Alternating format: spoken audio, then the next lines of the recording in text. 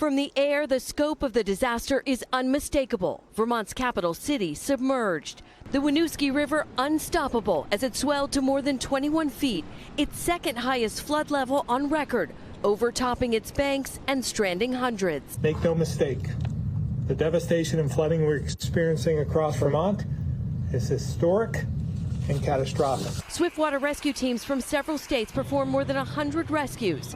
These people pulled from a downtown hotel. With the first floor underwater, there was no other way to get out. How quickly did things go bad?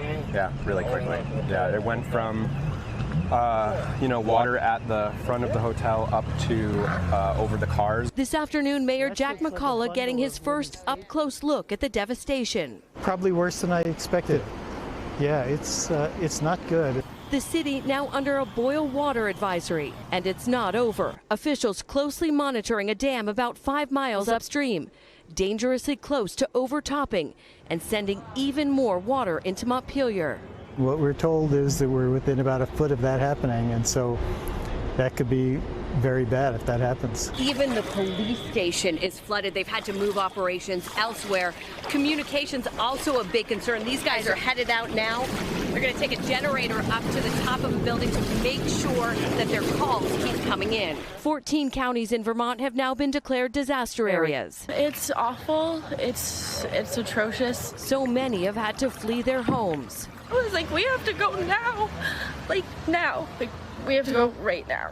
So we got our kids and we grabbed our dog and we left. Some towns are still completely cut off. Air rescues happening where boats and trucks can't get in. In Ludlow, you can see why.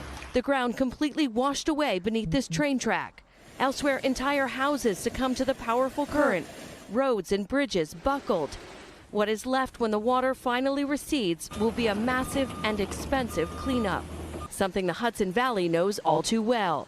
Today, still picking up the pieces from the same system. For some, moving on will be infinitely harder. Ed Nugent lost his daughter Pamela in the floodwaters. She panicked again and she just grabbed the dog, came out here. As soon as she hit the road, the water hit her, just took her down. 2 seconds, she was gone. Even as the floodwaters begin to recede, the pain may take much longer. And with that, Kristen Dahlgren joins us now live. Kristen, from what it looks like there behind you, there are multiple threats there tonight. Yeah, there are, Tom. They are still watching that dam very closely. The latest update is that it is holding steady, but at capacity, so not a lot of wiggle room. Meantime, there is more rain in the forecast. The ground here is saturated. As you can see, the rivers are full. There are not a lot of places where any more water could go, Tom.